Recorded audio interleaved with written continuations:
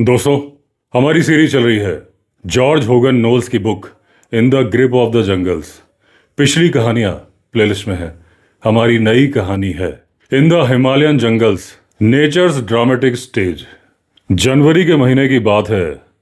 भारत के जंगल बड़े ही खूबसूरत होते हैं। इस समय पर एक बार मुझे आमंत्रित किया गया था एक विशेष शिकार के लिए, यानी कि स्पेशल शूट। और ये आमंत्रण मुझे दिया था मेरे साले साहब ने, यानी कि मिस्टर रॉकबी।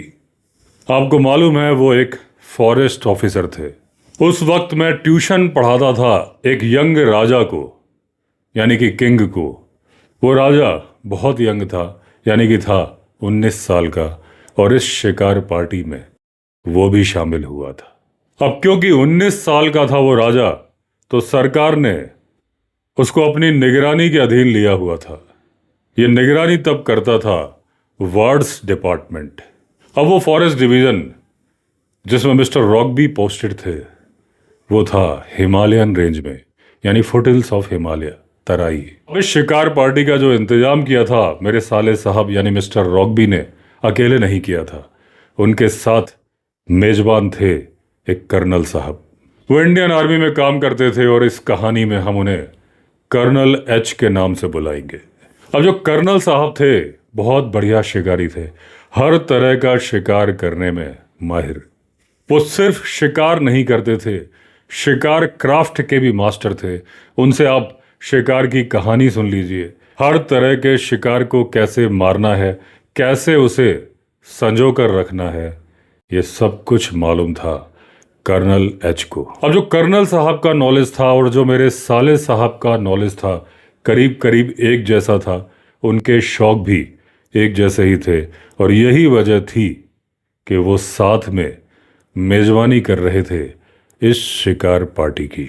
और हम जो उनके मेहमान थे, हमें पूरी उम्मीद थी कि ना सिर्फ हम इस शिकार पार्टी को एंजॉय करने वाले हैं, हमें आनंद उठाने का मौका मिलेगा एक बेहतरीन हॉलिडे का।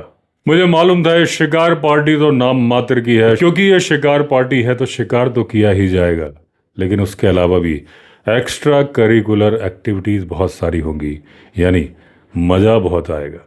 तो शिकार था बैकग्राउंड में, फोरग्राउंड में था जंगल का ड्रामा, क्योंकि स्टेज सजा हुआ था।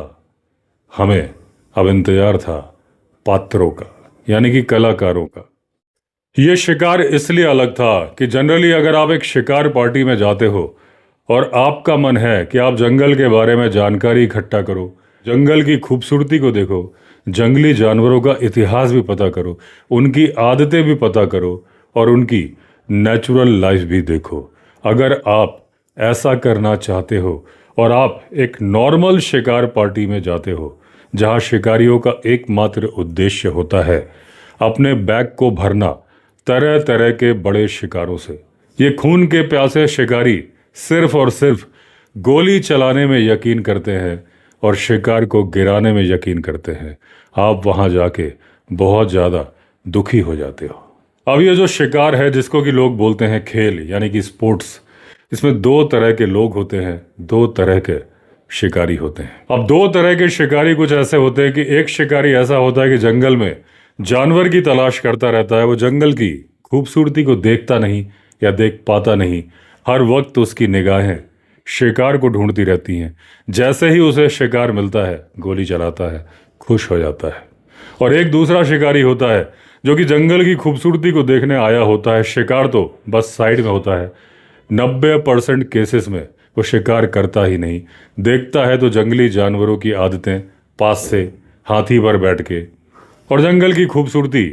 और असली शिकारी ये हैं, अगर डिग्री दी जाए तो असली डिग्री होल्डर शिकार की यही लोग होल्ड करते हैं, जो जंगल की खूबसूरती को देखते हैं, कभी कभी शिकार भी कर लेते हैं। अब ये जो दूसरा वाला सेंटिमेंट है, ये हर ब्रिटिशर को अपने दिमाग में रख लेना चाहिए जब वो भारत में एंट्री करता है, क्योंकि ब्रिटिशर्स की आदत है शिकार करना छुट्टी में। तो अगर वो दूसरे तरीके से शिकार करेंगे तो जंगल की खूबसूरती भी देखेंगे और जंगली जानवरों को नुकसान भी बहुत कम पहुंचेगा। अब जहां पर हमने अपना पहला कैंप लगाया था शिकार पार्टी का, वहां पर हमने गुजारे करीब 10 दिन। इस इलाके में जंगली हाथी बहुतायत में थे। जो लकड़ी का व्यापार करते थे और जो लकड़ी का काम करते थे, उनके लिए जंगली हाथी बहुत बड़ी परेशानी बन चुके थे, यहाँ तक कि काल बन चुके थे। हमारे आने के कुछ हफ्तों पहले भी काफी दुर्घटनाएं हुई थी। एक बहुत बड़ा बुल एलिफेंट अपने हर्ड से दूर हो गया था। अब वो बहुत ज्यादा न्यूसेंस फैला रहा था, लोगों को बहुत ज्यादा परेशान कर रहा था। अब जंगली हाथी का शिकार करना अलाउड नहीं था। उसी जंगली हाथी को मारा जा सकता था जिसे कि गवर्नमेंट ने गजट में रोग एलिफेंट डिक्लेयर कर दिया हो, यानी कि इंसानी जान के लिए खतरा दुष्ट हाथी। अगर दूसरे किसी हाथी को मार दिया तो आपके ऊपर कानूनी कार्रवाई होती थी और बहुत ज्यादा पेनाल्टी देनी होती थी। तो हमने डिसाइड किया कि ऐ दिल है मुश्किल जीना यहाँ, जरा हट के जरा बच के, यह है जंगल मेरी जहां। हमने सोचा यहां से कैंप हटा लो, नहीं तो वो हाथी हमें ही हटा देगा या फिर हमें ही उठा देगा। क्योंकि एक बार ऐसी दुर्घटना होते होते बची थी मिस्टर रॉकबी के साथ हमारे आने के फौरन बाद। मिस्टर रॉकबी जब उनके पास हथियार नहीं थे, हत्थे चढ़ते चढ़ते बच गए थे उस टस्कर के। मिस्टर रॉकबी का हो गया था सडन एनकाउंटर। वो तो अपनी सूझबूझ से बच गए, नहीं तो उस दिन हो गया था काम। जनरली एक रूल होता है कि जंगल में हवाई फायर कर दो तो किसी भी तरह का जंगली जानवर हो डर ही जाता है। तो इसलिए माना जाता है कि अगर आपके पास में फायर आर्म है, किसी तरह की बंदूक या राइफल है, तो आप जंगल में काफी हद तक सुरक्षित रहते हो। लेकिन जो भारतीय शिकारी हैं वो एक कहावत बोलते हैं कि जंगल तो जंगल है, आपके अगले कदम में कब क्या हो जाएगा आपके साथ आपको नहीं पता। कौन सी मुसीबत सामने खड़ी है, और जब ये मुसीबतें आती हैं तो बंदूक भी साथ छोड़ जाती है। अब शिकार करने के लिए और आगे बढ़ने के लिए हमारे पास थे 4 ट्रेंड हाथी, और वो हाथी आए थे। मेरा जो यंग स्टूडेंट था, 19 साल का राजा, कुछ हाथी आए थे उसके राज्य से और कुछ हाथी आए थे आस पास के जमींदारों से। लेकिन मिस्टर रॉकबी ने डिसाइड किया था कि हम अपने कैंप को, यानी कि अपने हेडक्वार्टर्स को, बहुत ज़्यादा जंगल में नहीं रखेंगे। आसपास में रोड भी रहनी चाहिए। तो वो घोड़े भी लेके आए थे कि जंगल में घूमेंगे घोड़ों के ऊपर। कर्नल एच के साथ आया था उनका मुख्य चपरासी बहादुर खान, पूर्व सैनिक। ये बहुत बढ़िया खाना बनाता था, हर काम में माहिर था, और इसने अभी अभी ज्वाइन किया था कर्नल एच की टीम को। अब बहादुर खान जो था वो यंग राजा था, जो 19 साल का, उसकी बड़ी तारीफें किया करता था। उसके कपड़े के पहनावे, उसके पास जो महंगा साजो सामान था उनकी। और इन कपड़ों के पहनावे में जो सबसे ज्यादा तारीफ वो करता था, राजा की एक पगड़ी थी जिसमें कि सोना जड़ा हुआ था, और राजा कभी कभी उसे पहनते थे। अब हमने सुना था कि जो हमारे डाक रनर्स थे, यानी कि हरकारे थे, वो खबरें लेके आते थे काफी दूर रेलवे स्टेशन के पास से। तो मालूम चला कि एक हरकारा यानी कि डाक रनर जब डाक लेके आ रहा था, नजदीकी जो फॉरेस्ट रेस्ट हाउस है वहां पर आके वो बीमार पड़ चुका है।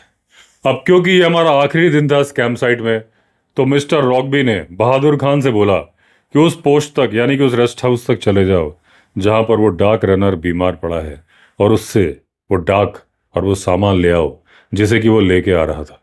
अब कर्नल साहब भी अपने इस विश्वास पात्र, जो कि अभी अभी ही विश्वास पात्र बना था, अभी अभी ही उनकी टीम को जिसने ज्वाइन किया था, उसकी कैपेबिलिटीज यानी कि उसकी दक्षता को जांचना चाहते थे। ये मुश्किल वक्त में काम आ सकता है कि नहीं। अब बहादुर खान के साथ 2-3 आदमी और भेजे गए, सभी के सभी मुसलमान थे, और साइस का एक दोस्त था। ये तीनों आदमी, बहादुर खान को एक बंदूक दे दी गई, लेकिन साथ में सख्त हिदायत दी गई कि बंदूक का इस्तेमाल मुश्किल से मुश्किल परिस्थिति में ही करना है, और जब इसका इस्तेमाल करना है तो हवा में गोली चलानी है, हवाई फायर करना है, अगर वो दुष्ट हाथी यानी कि रोग एलिफेंट मिल जाए तो। वैसे भी जब शिकारियों को परमिट दिया जाता था तो उनके नौकरों को गोली चलाने की परमिशन नहीं दी जाती थी।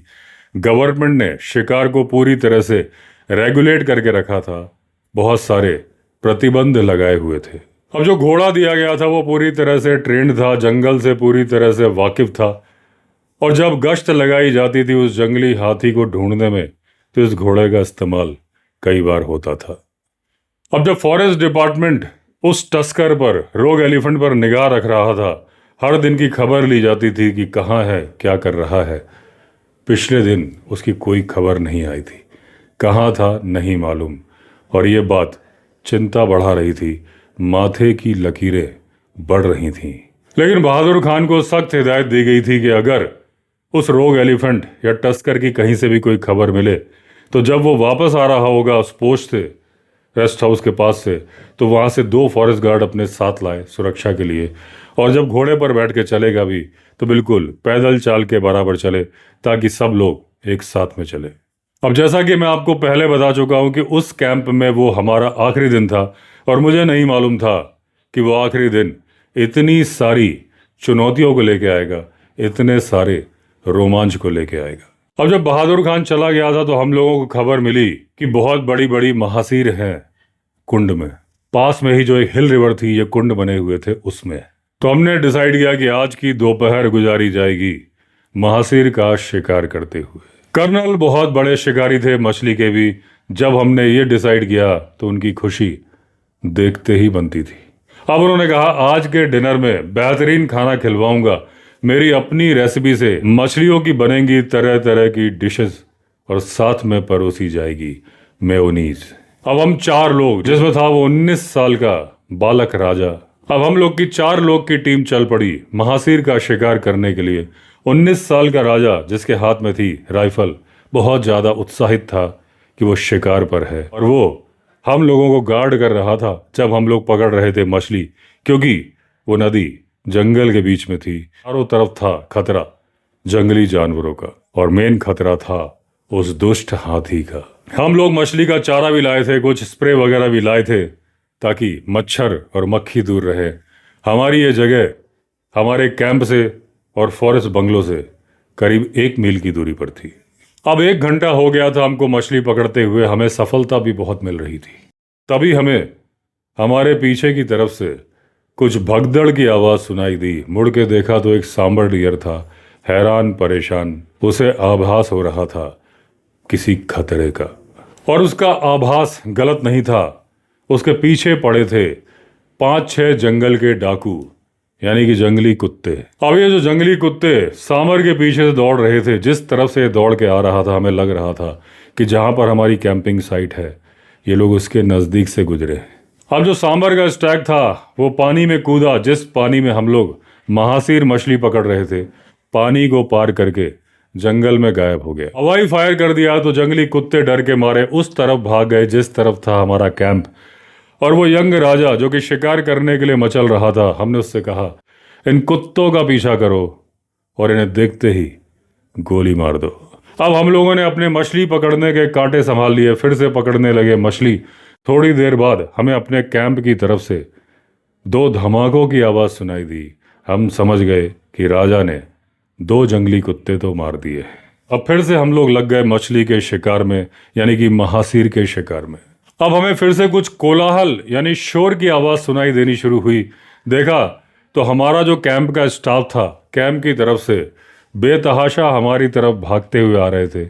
उनके सिर की पगड़ियां भी ऐसा लग रहा था उड़ जाएंगी। एक हमारा फॉरेस्ट प्यून था जो कि खाकी वर्दी में था और जिसकी पगड़ी थी हरे रंग की। अब हम लोग उस राजा के बारे में भूल गए थे जिसे कि हमने भेजा था जंगली कुत्तों का शिकार करने के लिए, जो कि अभी तक वापस नहीं आया था। ये लोग बोल रहे थे, साहब जंगली हाथी ने सबको मार दिया, सबको खत्म कर दिया। उसने ना सिर्फ घोड़े को मार दिया, 5 आदमियों को मार दिया। अब हम लोग जल्दी जल्दी उठे, जो हमारी मछली हमने पकड़ी थी उसे संभलवाया एक चपरासी को जो हमारे पास में था। अब हमने कहा एक एक करके बताओ, और एक चपरासी जो कि सबसे ज्यादा परेशान था, हमने कहा तुम बताओ क्या माजरा है। अब ये जो चपरासी था इसने फॉरेस्ट डिपार्टमेंट को अभी ही ज्वाइन किया था, लेकिन बड़ा ही समझदार था, सेंसिबल था। ये भी बहुत ज्यादा उत्साहित था, उत्तेजित था। उसने कहा कि वो कैंप से जंगल में आया रोड की तरफ से। वहां पर उसे देखा कि 4 लाशें पड़ी हैं पूरी तरह से, जिनकी की दुर्दशा कर दी गई है। घोड़ा गाड़ी उल्टी पड़ी है और घोड़ा भी, और वहीं पर खड़ा था वो टस्कर हाथी जो कि खून का प्यासा लग रहा था। अब उसने कहा कि मैं छिप के देख रहा था कहीं वो हाथी मुझे ना देख ले, और उसके बाद मैं बड़ा ही संभाल के आपकी तरफ आया हूं आपको बताने के लिए कि क्या हो गया। अब मेरे ब्रदर इन लॉ ने कहा, क्या तुम सच बोल रहे हो? कहीं तुम ये काल्पनिक घटना तो नहीं बता रहे हो? वो बोला, मैं एकदम सच बोल रहा हूं, आप मेरी बात का यकीन करिए।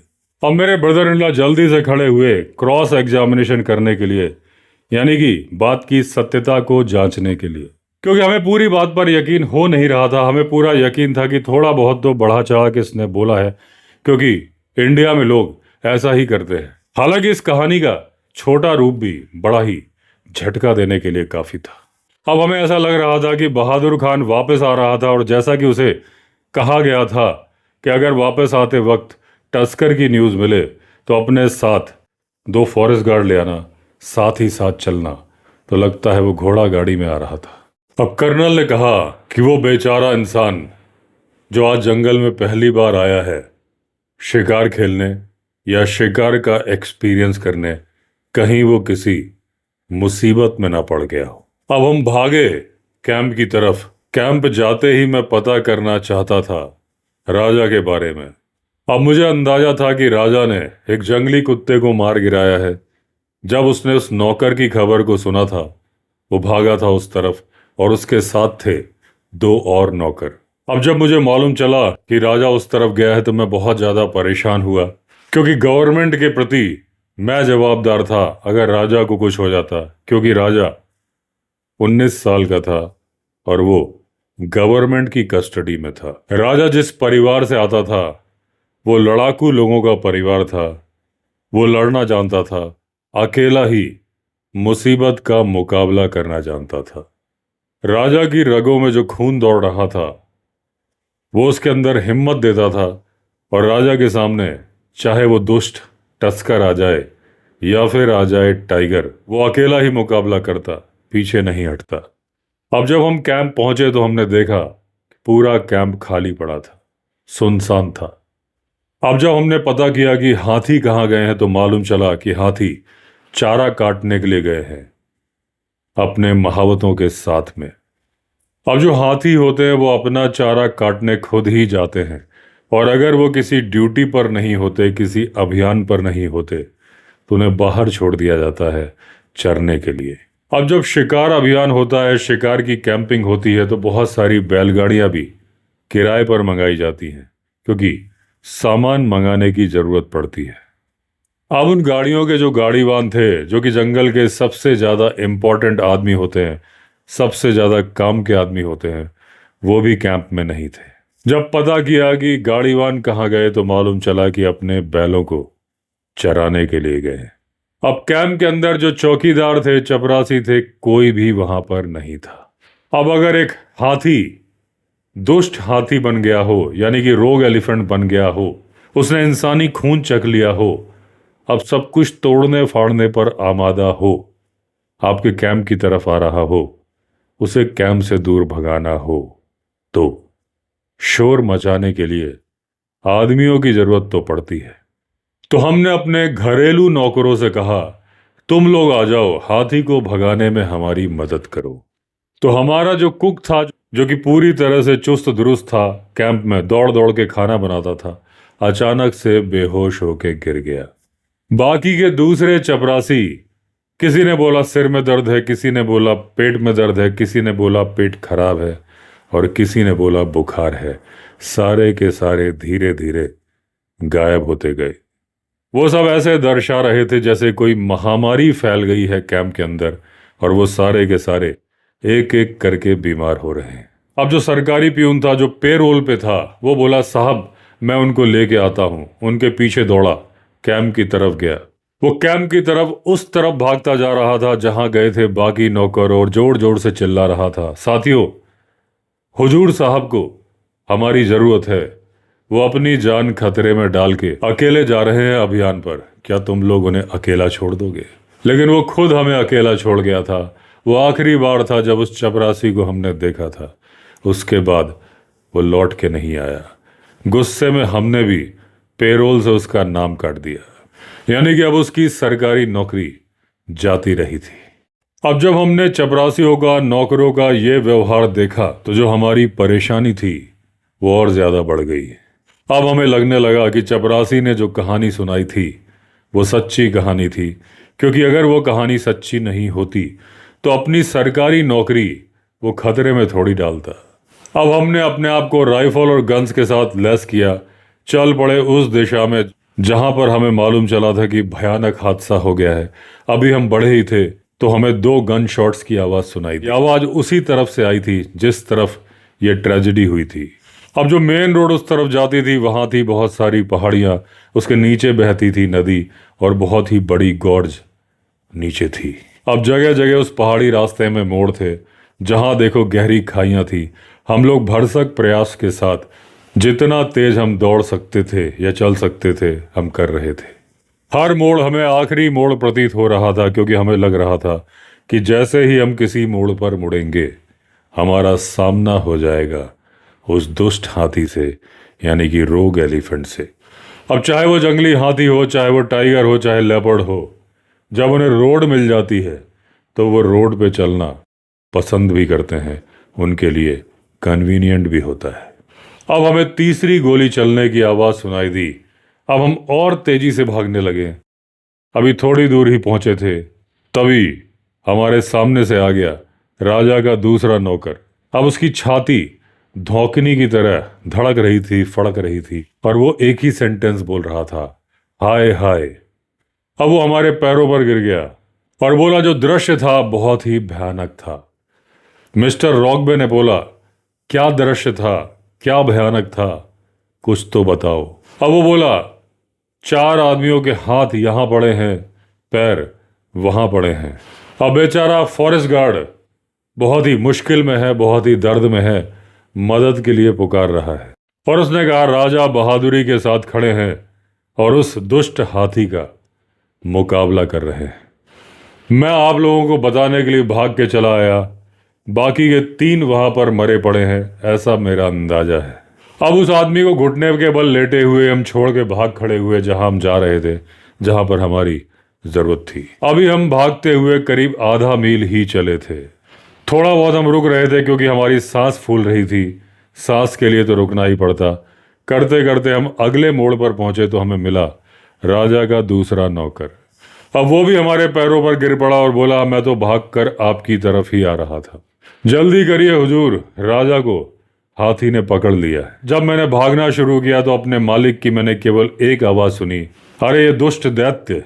अब 2 फॉरेस्ट गार्ड और बहादुर खान टुकड़ों में बिखरे हुए हैं यहां वहां, और जो साइस है वो दर्द के मारे यहां से वहां पलटी खा रहा है, और उसका साथी लंगड़ाते हुए कैंप की तरफ भागने की कोशिश कर रहा था जब मैं वहां से चला था। अभी आप आगे जाओगे तो शायद अगले मोड़ पर आपकी साइस के साथी से मुलाकात हो जाएगी, जो कि लंगड़ा लंगड़ा के आ रहा होगा।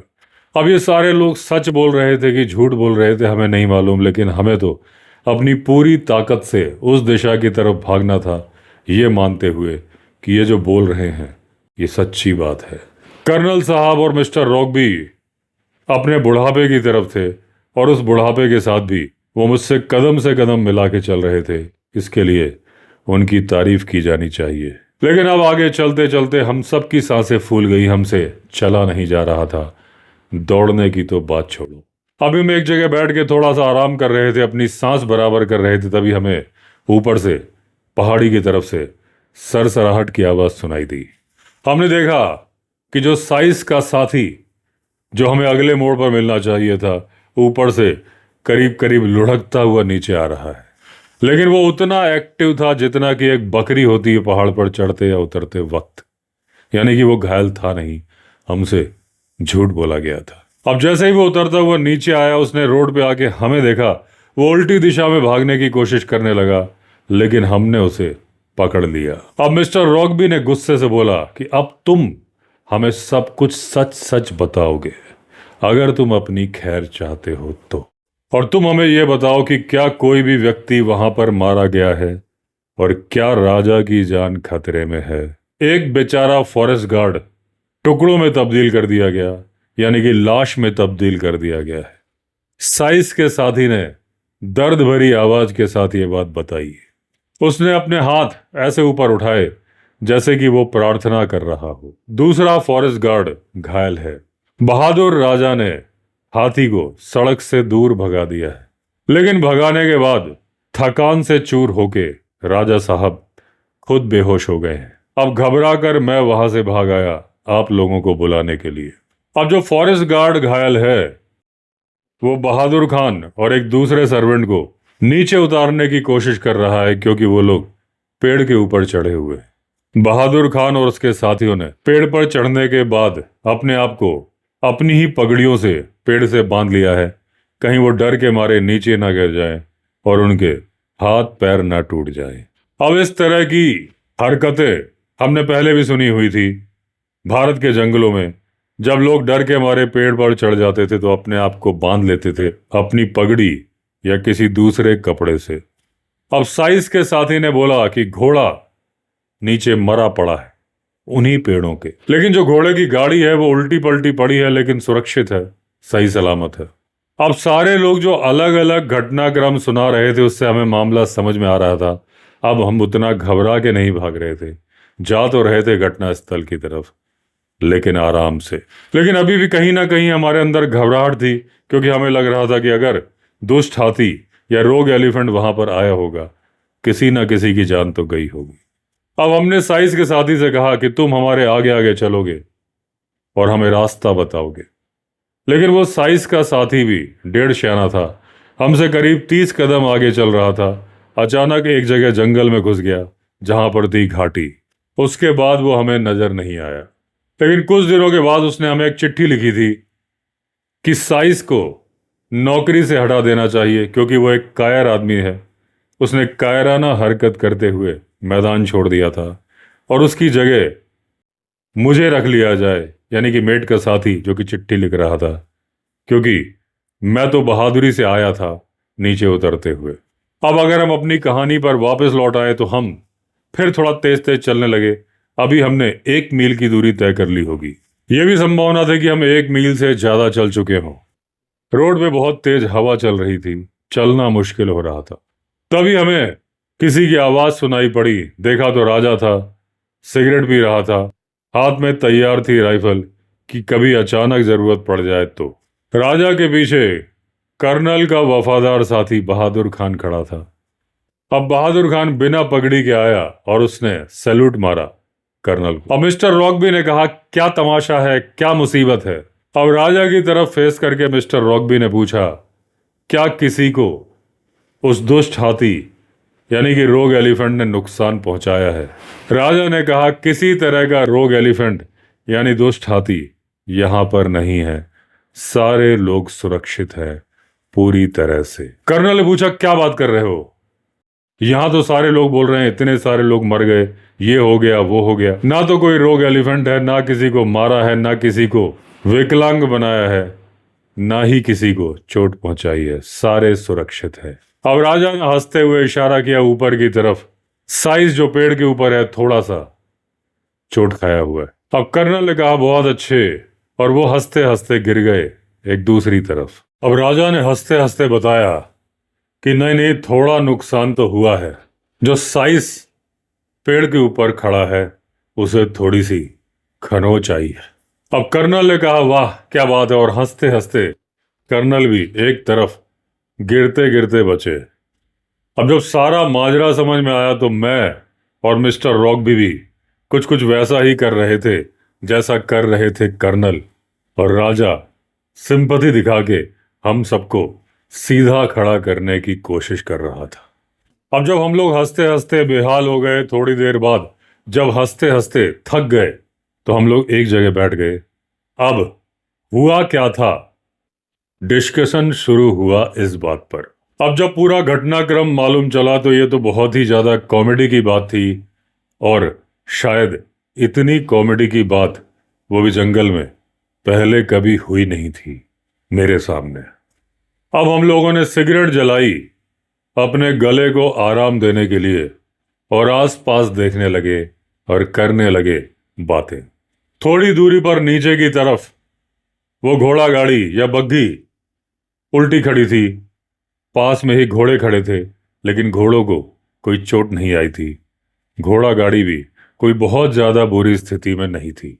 घोड़ा एक फिलोसफर की तरह खड़ा था, क्योंकि उसके पास गाड़ी खड़ी थी उल्टी, और शायद वो घोड़ा विचार कर रहा था या अपने आप से ही सवाल पूछ रहा था कि मैं कौन हूं, कहां हूं और क्यों हूं। अब जो साइज था उसको पेड़ के ऊपर बांध दिया गया था। ऐसा क्यों किया गया था?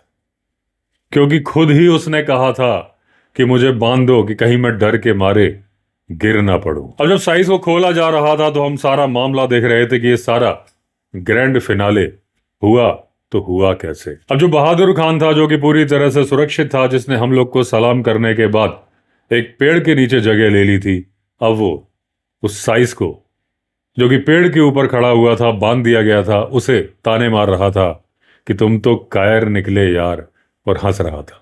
मैंने उन लोगों से कहा जो लोग पेड़ पे चढ़ गए थे कि तुम लोगों ने तो एक कहावत को चरितार्थ कर दिया है कि जिंदा रहना बेहतर है कि हीरो की मौत मर जाना, उससे फायदा क्या है।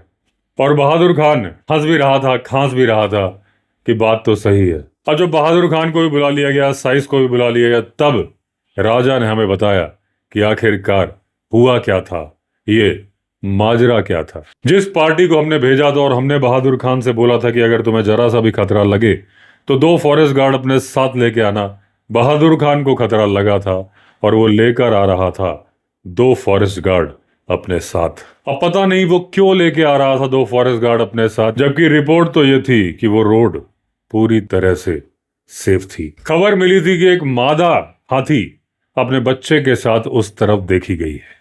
अब जब मादा हाथी और बच्चा दिखा तो ये लोग घबरा गए। हालांकि जब उसको हाका गया, शोर किया गया, तो वो उल्टा कैंप की तरफ भागी, माँ हथनी अपने बच्चे को लेके।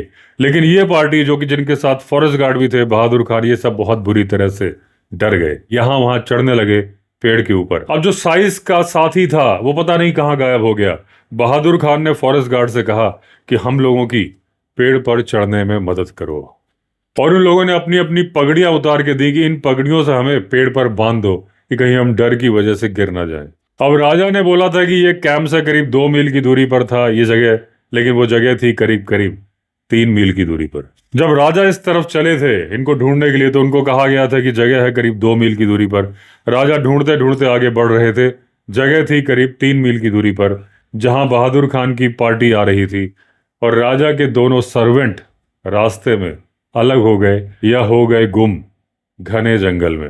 अब राजा ने सामने से देखा हथनी और वो बच्चा उनकी तरफ ही आ रहे थे, क्योंकि वहां से हथनी कैंप की तरफ भागी थी, राजा कैंप से ही आ रहे थे। अपने आप से दूर करने के लिए और हथनी को डराने के लिए राजा ने 1-2 फायर किए। हथनी साइड में हो गई। अब राजा को ढूंढना था पार्टी को, यानी बहादुर खान और उनके साथियों को।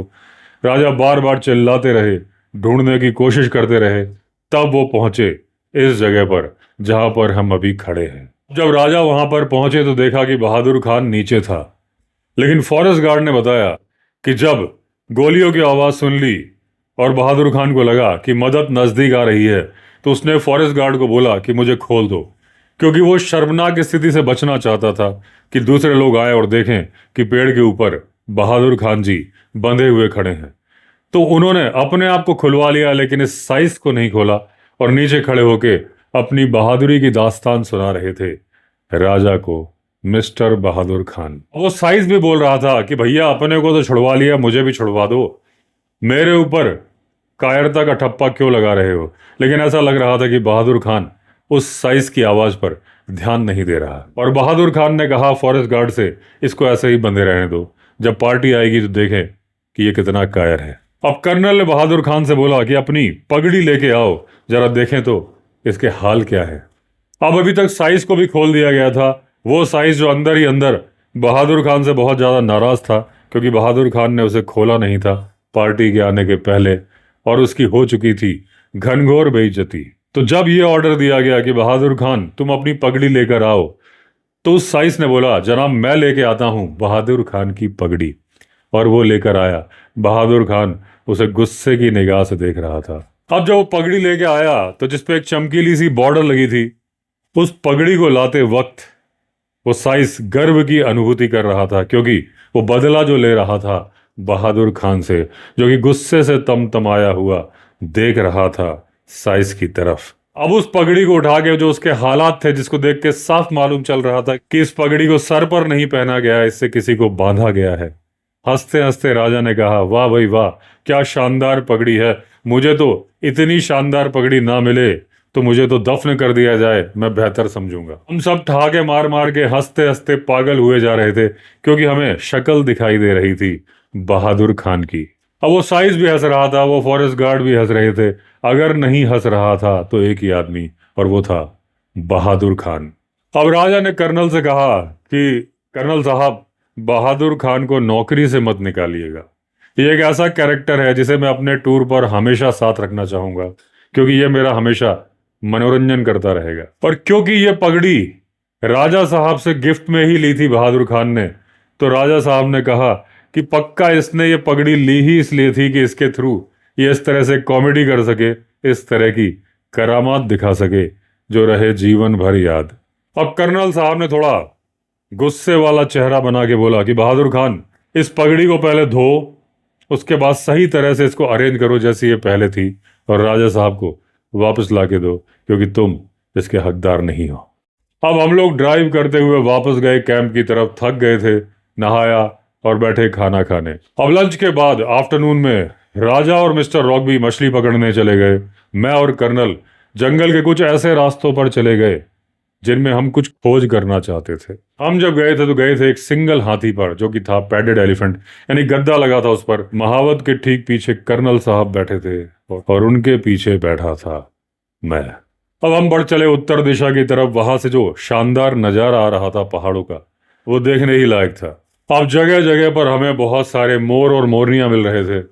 कई बार तो ऐसा लगता था कि वो हाथी की सूंड के नीचे से निकल के अचानक फड़फड़ा के उड़े हैं या भागे हैं। अब जब सूंड के नीचे से बार बार कोई मोर उड़ेगा तो हाथी तो परेशान होगा ही। वैसे भी ये हाथी नहीं था, ये थी हथनी। बार बार परेशान हो रही थी, और अब उसकी हरकतों से भी ऐसा लग रहा था कि इसके दिमाग का दही बन चुका है। अब की बार उसके पिछले पैरों के पास से एक चिड़िया की थी, मोर ही था, फड़फड़ा के उड़ा, बहुत ज्यादा आवाज करते हुए।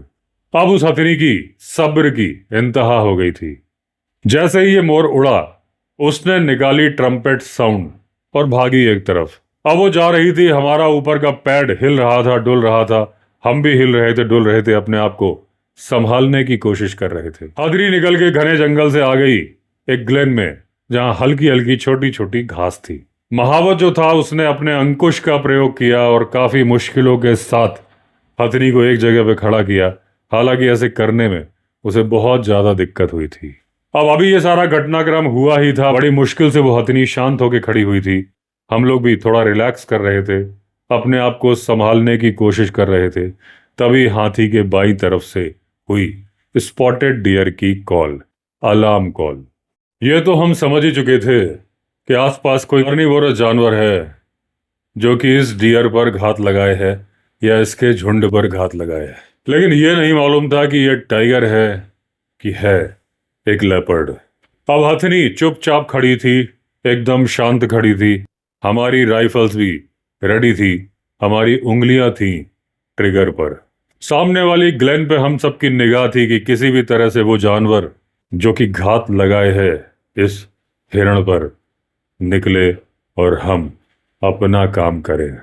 तभी अचानक मच गई भगदड़ हिरणों के झुंड में, और ये हिरण भाग रहे थे हमारी विपरीत दिशा में। अब इसके बाद छा गया एकदम सन्नाटा। मैं और कर्नल दोनों अपने कान पर जोर डाल रहे थे, अपनी आंखों पर भी जोर डाल रहे थे, लेकिन हमें कुछ दिखाई नहीं दे रहा था और हम कुछ सुन भी नहीं पा रहे थे। अभी हम ढूंढने की कोशिश कर रहे थे कि आखिर वो कार्निवोरस जानवर कौन सा था जिसकी वजह से मची थी अभी ये भगदड़। तभी अचानक पैंथर की रोर सुनाई दी। वो पैंथर जो बड़ा ही हतोत्साहित था क्योंकि उसका शिकार उसके हाथ से निकल गया था, क्या पता हमारी वजह से। अब जो उसने दहाड़ मारी थी जंगल के अंदर, कोई भी जानवर या पक्षी सो रहा था, उठ गया था नींद से। कुछ जंगली मुर्गे तो फड़फड़ा के उड़ पड़े थे। मोर भी कहाँ पीछे रहने वाले थे, उन्हें भी अपनी जान खतरे में नजर आ रही थी। किस लेपर्ड के हाथ से डियर निकल गया है, कहीं ये नाश्ते में हमें ना हजम कर जाए। वो भी पंख फड़फड़ा के अपने नजदीकी पेड़ पर पहुंच रहे थे। अब हमें लग रहा था कि किसी भी वक्त वो पैंथर जंगल से निकल के बाहर आ सकता है। जब सारे पक्षियों का उड़ना और अपनी जगह सेटल होना खत्म हो गया, हमें इंतजार था पैंथर का जंगल से बाहर आते हुए। अब हमने अपनी हथनी को आगे बढ़ाया ताकि हम अपनी नई पोजीशन ले लें। तभी हमने देखा कि बांस के एक झुरमुट के पास से एक मादा हिरण यानी कि स्पॉटेड डियर उठ के खड़ी हुई और लंगड़ा लंगड़ा के चलने लगी। शायद हमारे हाथी की वजह से जो घास हिल गई थी उससे वो डियर डिस्टर्ब हो गई थी। ऐसा लग रहा था कि किसी चीज से वो घायल हो गई है। क्या पता किसी छोटे कार्निवोर ने उसके ऊपर हमला किया हो, लेकिन वो उसे मार ना पाया हो। वो हिरनी बड़ी ही कातर दृष्टि से हमारे हाथी की तरफ देख रही थी, क्योंकि उसे पूरा यकीन था कि वो पैंथर जो कि नजदीक ही है उसके ऊपर किसी भी वक्त उछल सकता है, क्योंकि वो भागने की स्थिति में नहीं है। हमें तो ऐसा ही लग रहा था। अब वो हिरनी धीरे धीरे आगे बढ़ने लगी। ऐसा लग रहा था बहुत ज्यादा दर्द हो रहा है उसे। हमें लग रहा था कि किसी भी वक्त पैंथर इसके ऊपर हमला करने वाला है। हम अपनी राइफल लेके तैयार थे पैंथर के इंतजार में। अब वो हिरनी बार बार गर्दन ऊंची करके देख रही थी, उतनी ऊंची जितनी ऊंची वो कर सकती थी, और बार बार हमारे हाथी की तरफ भी देख लेती थी, क्योंकि कई बार पैंथर बड़ा ही निश्चिंत हो जाता है जब उसे मालूम चलता है कि उसका शिकार भाग पाने की स्थिति में नहीं है। तब वो अपने सारे घात लगाने के हथियार छोड़ देता है, चिंता मुक्त होके लापरवाही के साथ आगे बढ़ता है, चाहे घास आवाज करे चाहे आवाज करे पत्तियां। अब ऐसे लग रहा था कि पैंथर की जो पोजीशन है वो इस मादा हिरण को मालूम है। उसे मालूम है कि वो किस तरफ से उसकी तरफ बढ़ रहा है। अब उस मादा हिरण की तरफ हम लोग करीब 100 गज बढ़े ही थे कि अचानक उसने कुछ सुना। उसके कान एकदम अलर्ट हो गए और हमें ये देख के आश्चर्य हुआ कि उसने पैर से एक किक मारी जमीन पर और ऐसे भागी जैसे डर्बी रेस का घोड़ा भागता है। वो पूरी तरह से ठीक थी, लंगड़ाने का नाटक कर रही थी। अब जो महावत था जो कि मुस्लिम था वो बोलता, वाह क्या चमत्कार है, अल्लाहू अकबर। लेकिन कर्नल साहब समझ गए थे कि माजरा क्या है। उन्होंने कहा जरूर कुछ इसने छिपाया है जिससे ये दूर करने की कोशिश कर रही थी उस लेपर्ड को लंगड़ाने की एक्टिंग करके। पर कर्नल साहब ने कहा महावत से कि जोर से मत बोलो, अपनी आवाज ऊपर मत करो। और कर्नल साहब ने कहा मेरे पास एक आइडिया है, हम चल के देखते हैं उस बैम्बू की झाड़ी की तरफ जहां से ये हिरनी उठ के आई थी। क्या छिपाया है उसने वहां पर, हमें मालूम चल जाएगा। अब हमने अपने हाथी को उस तरफ घुमाया और लेके चले उस बांस के झुरमुट की तरफ जहां से वो हिरनी निकल के आई थी। हालांकि निकलने के बाद उसने कई बार रास्ते कभी दाएं तो कभी बाएं चेंज किए थे, ताकि उसकी गंध से रास्ता ना मालूम चले किसी भी प्रीडेटर को। अब उस बांस के झुरमुट के पास में हमें वो जगह नजर आ गई जहां बैठी थी वो हिरनी, क्योंकि वहां बैठने के निशान थे। हमने अपने हाथी को बैठने का इशारा करवाया महावत से। कर्नल ने जंप मारी, मैंने भी हाथी के ऊपर से। और वहां पर जब हमने ढूंढा, देखा एक दिन पुराना बच्चा, यानी कि छोटा सा बच्चा जिसकी उम्र थी मात्र 1 दिन, उस बांस के झुरमुट में छिपाया हुआ था उस हिरनी ने। यानी कि जब हिरनी को यकीन हो गया था कि पैंथर उसकी तरफ आ रहा है तो वो कूद के खड़ी हुई थी और लंगड़ाने की एक्टिंग कर रही थी ताकि पैंथर उधर ना आए जहां उसका बच्चा है, आए हिरनी की तरफ आसान शिकार समझ के। उसका प्लान यही था कि जब लेपर्ड उसके नजदीक आता वो अपनी असली चाल दिखाती, यानी कुलाचे भरने वाली चाल। हालांकि ऐसे करने में उसने अपनी जिंदगी दांव पर लगाई थी, क्योंकि जरूरी तो नहीं था कि वो लेपर्ड से बच ही जाती, लेकिन वो माँ थी, अपने बच्चे को बचा रही थी। और ऐसी ही होती हैं जंगल की मिस्ट्रीज, यानी जंगल के रहस्य। ये जंगल है एक थिएटर की तरह से, यहाँ पर बार बार पर्दे उठते हैं और शुरू हो जाता है एक नया ड्रामा, एक नाटक या एक सजीव चित्रण। यहाँ पर होता है घात लगाना, इंटेंशन और बलिदान। अब वो लेपर्ड की जो गुर्राने की आवाज आई थी, दहाड़ने की आवाज आई थी, और हम लोग इंतजार कर रहे थे उसे गोली मारने का, लेकिन इस दौरान हमें एक ये प्यारा सा नमूना बलिदान का नजर आ गया था। हमने उस हिरण के बच्चे को पत्तियों से, झाड़ियों से वापस ढक दिया। अब काफी दूरी पर हमारे लेफ्ट हैंड साइड से एक सांबर डियर की कॉल आई। हम समझ गए थे कि लेपर्ड ने वो रास्ता ले लिया है। अब हम जल्दी जल्दी बढ़ चले उस तरफ जहां से आई थी सांबर डियर की अलार्म कॉल। हमें जंगल का एक नया ड्रामा दिखेगा या फिर उठेगा थिएटर का एक और पर्दा। अब हम बढ़े तो सांबर डियर की तरफ, लेकिन सांबर डियर ने बोलना बंद कर दिया था। अब हम रास्ता भटक गए थे। अभी हम थोड़ी दूर ही बढ़े थे कि हमें एक तरफ से झाड़ियों के हिलने की आवाज आई। अब हम समझ गए थे कि ये जो झाड़ियां हिल रही हैं, पेड़ की डालियां हिल रही हैं, हम बढ़ रहे हैं लंगूरों के झुंड की तरफ, यानी कि हनुमान लंगूर। हम बड़ी ही सावधानी के साथ बढ़ रहे थे क्योंकि हमें मालूम था कि जिस पेड़ पर लंगूर बैठे होते हैं उसके नीचे चर रहे होते हैं हिरण। क्योंकि पेड़ के ऊपर से अध खाए फल गिराते हैं लंगूर, उसे खाते हैं हिरण। ये एक दूसरे की अलार्म कॉल में मदद भी करते हैं।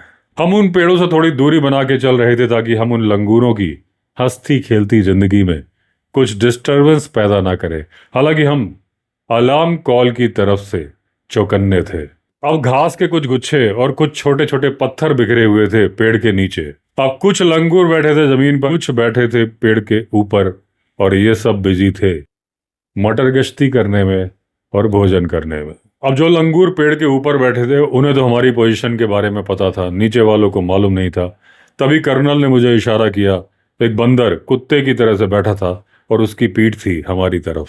अब जहां पर वो लंगूर बैठा था उसने बड़ी ही सावधानी के साथ, बड़ी ही चालाकी के साथ वो जगह चुनी थी, क्योंकि वहां पर वो ओट में था कुछ झाड़ियों के, उसे कोई देख नहीं पाता। अब इस बंदर ने हमारा ध्यान खींच लिया था। हम उसकी तरफ ध्यान से जब देख रहे थे, हमने देखा अचानक किसी चीज को देख के बहुत ज्यादा वो सशंकित हो रहा है, अपनी पूंछ को बड़े ही अलर्ट मोड में हिला रहा है। लेकिन अब शाम का अंधेरा आ रहा था, हमें जाना था वापस, और हमें मालूम था कि बंदर खतरे को देख के अलार्म कॉल करते हैं और वो अलार्म कॉल कभी गलत नहीं होती। लेकिन वो बंदर हिल नहीं रहा था। हमें लग रहा था शायद हवा नहीं चल रही, इसलिए कुछ गड़बड़ हो रही है, किसी खतरे का आभास भी हो रहा है। हो सकता है ये ऐसे ही बैठा हो, क्योंकि बंदर अपनी आंखों पर भी भरोसा करते हैं और अपनी सूंघने की शक्ति पर भी। दोनों से अंदाजा लगा के अपने साथियों को अलर्ट करते हैं आने वाले खतरे के प्रति। अब जब बंदरों का झुंड भोजन कर रहा होता है तो एक या दो लंगूरों की ड्यूटी होती है पेड़ के ऊपर संतरी के रूप में, जो कि भोजन नहीं करते, सिर्फ निगाह रखते हैं आने वाले खतरे की तरफ। लेकिन आज हमें लग रहा था कि जो पेड़ के ऊपर बैठे हुए संतरी हैं उन्हें कुछ फलों का लालच आ गया है और उन्होंने अपने साथियों को धोखा दे दिया है। वो ठीक से काम नहीं कर रहे हैं, और जब ऐसा वो करते हैं तो उनके साथी उन्हें अच्छा खासा पनिशमेंट देते हैं। ऐसा ही कुछ था, क्योंकि जैसे ही हवा चली वो बंदर जो सशंकित लग रहा था अचानक से उछल के खड़ा हो गया। अचानक से कोहराम मच गया उन लंगूरों के झुंड में। सारे के सारे खांसने के अंदाज में अलार्म कॉल करने लगे, और हमारा हाथी भी अपनी सूंड को बार बार जमीन पर ठोक रहा था, यानी कि कोई बड़ा कार्निवोर आस पास ही है। अब तो जैसा जंगल में तूफान आ गया था, हंगामा मच गया था। तरह तरह की अलार्म कॉल आ रही थी, चाहे वो पी फाउल हो, चाहे वो बंदर हो, चाहे वो डियर हो। हर कोई आभास कर रहा था खतरा नजदीक है, बच सको तो बचो। महावत भी हाथी को शांत रखने की कोशिश कर रहा था। तभी हमने देखा एक बड़ा सा लंगूर एक पेड़ से दूसरे पेड़ में कूदा। ठीक उस पेड़ के ऊपर कूदा जिसके नीचे वो चट्टान थी, जिसके पीछे वो बंदर बैठा था जिस पर हम निगाह रखे हुए थे। तभी अचानक एक डरी हुई आवाज या चीखने की आवाज आई एक बंदर की, और उसके बाद पूरी शांति छा गई चारों तरफ। तभी झाड़ियों के पास से सरसराहट आई। मालूम चल गया कि यहाँ पर कुछ गड़बड़ है। कर्नल की राइफल उठी। मैं इंतजार कर रहा था सांस रोक के। एक मुझे नीली चमक और एक धमाका सुनाई दिया, फिर शांति। ये थी एक फीमेल पैंथर। अब ये वही पैंथर थी, लेकिन हमें लग रहा था कि जिस पैंथर की हमने दहाड़ सुनी थी शायद वो अलग पैंथर था। अब बंदरों को छोड़ दिया हमने अपने रिश्तेदारों का अंतिम संस्कार करने के लिए, जिनकी की चीखने की आवाज आई थी। और वो जो लेपर्ड हमने मारी थी उसे रख लिया हाथी के पेट के ऊपर।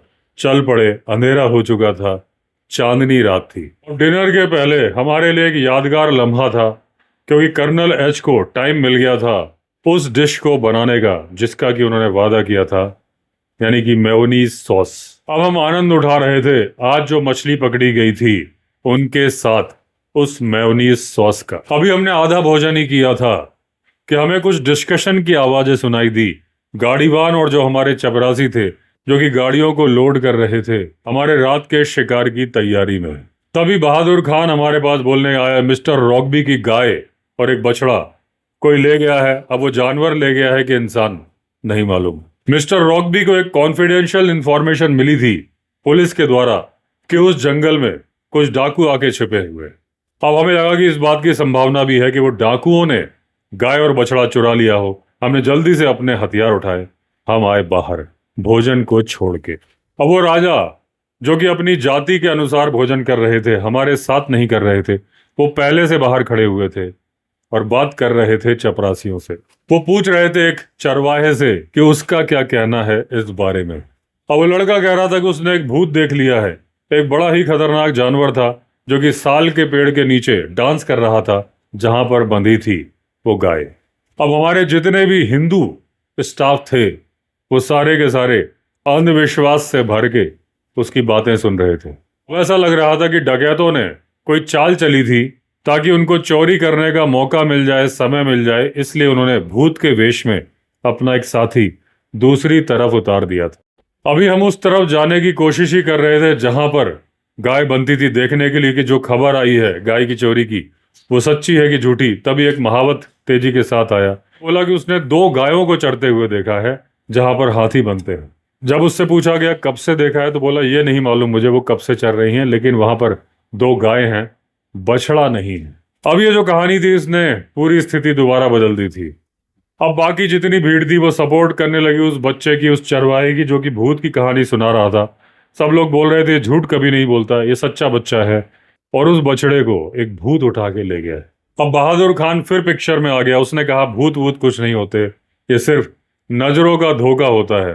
तो राजा ने और कर्नल ने कहा ठीक है, उस बछड़े को ढूंढने की कोशिश की जाएगी और उस अभियान का नेतृत्व करेगा बहादुर खान हाथ में लालटेन लेकर। अब उस चरवाहे उस बच्चे को छोड़ के, क्योंकि वो बहुत ज्यादा डरा हुआ था, साथ आने का इच्छुक नहीं था, बाकी लोगों को लेके हम चले पहले उस काऊ शेड की तरफ जहां वो बछड़ा बंधता था। राजा के हाथ में दूसरी लालटेन थी। अब हम जब उस गौशाला में पहुंचे वहां दरवाजा खुला था और वहां पर बछड़ा नहीं था उस जगह पर जहां पर उसे होना चाहिए था। घास की बनी हुई एक दीवार थी, वहां पर खूंटे गड़े थे, उसमें रस्सियां तो थी लेकिन उन रस्सियों में बंधे हुए जानवर नहीं थे। अब ऐसा लग रहा था कि कोई जानवर है जो कि अंदर घुसा है और उसके डर से दूसरी गाय इतनी डर गई कि उन्होंने अपनी रस्सियां तोड़ दी। रस्सियां खूंटे में बंधी रह गई। अब पूरी सावधानी के साथ हम लोग साल के पेड़ की तरफ बढ़े जो कि था कुछ दूरी पर उस गौशाला से। बहादुर खान को आदेश दिया गया था कि अपनी लालटेन को थोड़ा ऊपर की तरफ उठा के रखना। अब जैसे ही बहादुर खान ने अपनी लालटेन ऊपर उठाई उसके मुंह से एक चीख निकली, लालटेन को उसने फेंका और बहादुर खान बिना बहादुरी दिखाए भाग खड़ा हुआ। पेड़ के तने के पास से चंद्रमा का कुछ ऐसी आकृति आ रही थी कि लग रहा था जैसे वहां पर कोई भूत खड़ा हो। अब एक अजीब सी आकृति दिख रही थी जो जमीन से थोड़ी ऊंचाई पर थी और लग रहा था कि अपना बैलेंस बनाने में उसे दिक्कत हो रही है। और वो आकृति कुछ ऐसे हिल रही थी जैसे लग रहा था कि एक सफेद साड़ी में एक महिला यानी विधवा महिला खड़ी है। अब राजा ने मुझसे धीरे से पूछा क्या ये भूत है? अब हम भी अपनी आंखें मलते हुए ध्यान से देख रहे थे कि वो क्या है। हमारे चेहरे भी डरे हुए थे, हम लोग एक दूसरे की तरफ भी देख रहे थे कि आखिर माजरा क्या है। अब राजा के हाथ भी थोड़ा थोड़ा कांप रहा था जिसके हाथ में थी लालटेन। कर्नल ने वो लालटेन ली, अपने हाथ में रखी, थोड़ी आगे बढ़ाई, देखा वो आकृति थोड़ी हिल रही थी। अब समझ में आया ये क्या है, वो था एक अजगर। अब जब हम आगे बढ़े तो हमने देखा कि उस अजगर के चेहरे में कोई कपड़ा फंस गया था, कहीं से वो घुसा होगा, कपड़ा फंसा रह गया। वो कपड़ा था जो एक विधवा की साड़ी नजर आ रहा था। हमने उसी वक्त उसे गोली मार दी और उस रहस्य से पर्दा उठा दिया। अब समझ में आ गया था कि उस बछड़े को यह अजगर था जो कि खा गया था और वो जो कपड़े में फंस गया था, किसी कपड़े के अंदर से निकला था, कपड़ा उसमें लिपट गया था, उससे वो छुटकारा पाना चाह रहा था, इसलिए अपने शरीर को बार बार रगड़ रहा था पेड़ के तने पर। अब बहुत सारी भीड़ आई, अपने साथ लेके आई लालटेन। ये भीड़ थी हमारे चपरासियों की और हमारे स्टाफ की। अब बहादुर खान जो करीब करीब बेहोशी की हालत से होश में आ चुका था वो आगे बढ़ा उस कपड़े को हटाने के लिए और आश्चर्य जो उसके हाथ में कपड़ा था जब वो सामने लाया गया तो राजा ने फिर कहा कि मुझे दफना दो, मुझे मार दो, अगर ये मेरी सबसे बढ़िया पगड़ी ना हो तो। ये वही पगड़ी थी जो राजा ने बहादुर खान को दी थी और जिससे बहादुर खान ने अपने आप को पेड़ पर बंधवाया था। उसी पगड़ी ने दोबारा कांड कर दिया था। अब हम लोगों का फिर हंसते हंसते बुरा हाल हो गया। अब तो चपरासियों और स्टाफ की भीड़ भी हंस रही थी। राजा हंसते हंसते पूछ रहा था कि आखिर ये हुआ कैसे, मेरी पगड़ी में अजगर कैसे घुस गया। अब बहादुर खान ने बताया कि जब उसे आदेश दिया गया था कि इस पगड़ी को मैं धोऊं, वापस संभाल के ठीक करके राजा को वापस कर दूं, मैंने पगड़ी को धोया और उसे घास पे लंबा सा बिछा दिया काऊ शेड के सामने। अब बहादुर खान भूल गया कि उसने पगड़ी को वहां सुखाया है। अब ये चरवाहा जब रात को आया तो उसे लगा कि ये किसी की धोती है। उसने उसे उठा लिया और उसे लेके काऊ शेड के अंदर चला गया। लेकिन जब वो अंदर जा रहा था तभी किसी ने बुला लिया कि आओ गाड़ी लोड करो, साहब लोग को शिकार पर जाना है। तो गौशाला के बाहर जो 2 खंबे थे उस पर उसने उसे टांग दिया। अब वो पगड़ी वहां से गिरी और जो खंबे में कुछ कील वगैरह थी उससे चिर गई, आधे में अटक गई। अब क्योंकि उसे बुला लिया गया था तो उस आधी लटकी हुई पगड़ी को वहीं छोड़ के गौशाला का दरवाजा खुला छोड़ के वो लड़का भागा, क्योंकि उसे बुलाया गया था। अब थोड़ी देर बाद वो लड़का जब वापस लौटा तो उसे साल के पेड़ के नीचे ये कपड़ा हिलता हुआ दिखा और उसे लगा कि ये भूत है।